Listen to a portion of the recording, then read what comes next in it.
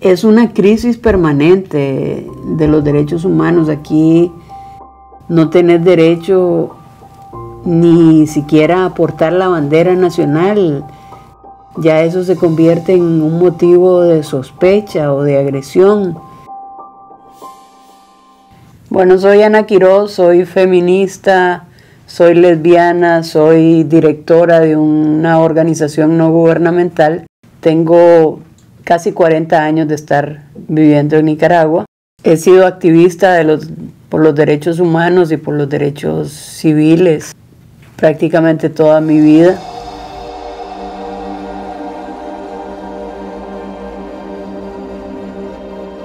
El odio que nosotros experimentamos en ese 18 de abril solo vino en aumento, desafortunadamente. Y estos tipos que nos estaban atacando venían como con sed de sangre.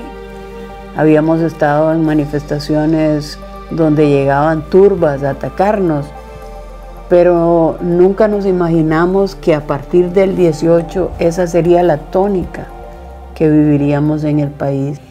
Bueno, nos dimos cuenta en primer lugar de una actividad que estaba dándose en León en contra de la reforma de la seguridad social, y en las redes sociales recibimos el mensaje de la convocatoria. No teníamos claridad quién lo estaba haciendo, pero no importaba. Salimos una primera vez con una manta a la calle, como solemos hacer en estos plantones, y nos replegamos a la acera para dejar pasar los vehículos.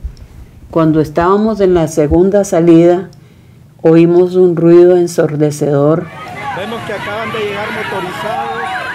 Eran alrededor de 90 motos, cada una con 2 personas, con cascos oscuros, con las placas tapadas y con palos, con tubos, con cadenas que se nos venían encima, con piedras.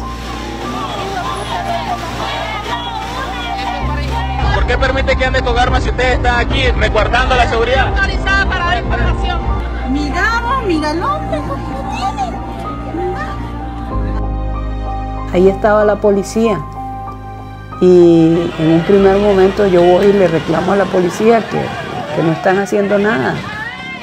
No me contestaba, entonces yo le toqué el pecho y me dice: no me toque, señora, me está agrediendo. Y yo, wow. Le digo: ellos son los que nos están agrediendo, miren. Y en eso vemos que hay una joven que yo nunca había visto hasta ese momento, que la tienen rodeada unos 10 o 12 hombres y que la están pateando en el piso. Y nos vamos a protegerla, a defenderla. Yo no supe en el momento de dónde, pero siento un golpe fuerte en la cabeza. Cuando me toco la cabeza y otro golpe y otro golpe y otro golpe. Y yo sentí como decimos aquí, que me estaban dando como piñata, ¿verdad? Una y otra vez. Donde me toco la cabeza empieza a correr la sangre. Creo que Ana Quiroz ha sido agredida. Estamos tratando de acercarnos un poco. ¡Dale, apósito! Hágale presión. Seba. ¿Querés apósito de lo corto? No, déjame ver.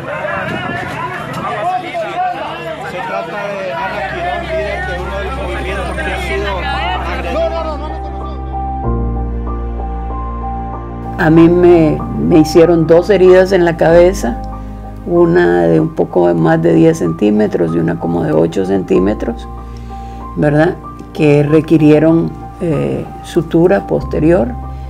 Y lo que a mí más me dolía desde entonces fue los golpes de la mano, ¿verdad? Me quebraron los 2 dedos y me quebraron la muñeca, ¿verdad? Ya llevamos justamente 6 meses y todavía no tengo capacidad en mi mano para hacer lo que hacía antes. Solo en el hospital que yo estuve, por lo menos vimos a unas 30 personas heridas de ese día. Algunos con golpes bastante serios. De ahí en adelante vimos cómo la vida de todos nosotros, de todas nosotras, cambió, y no para mejor, desafortunadamente. Realmente no nos imaginamos, ¿verdad? Nunca que fueran capaces de tanto odio, de tanta violencia, de tanta agresividad y de tanta muerte. Porque no es un papel lo que me da la nacionalidad. Y no es un papel lo que me lo va a quitar.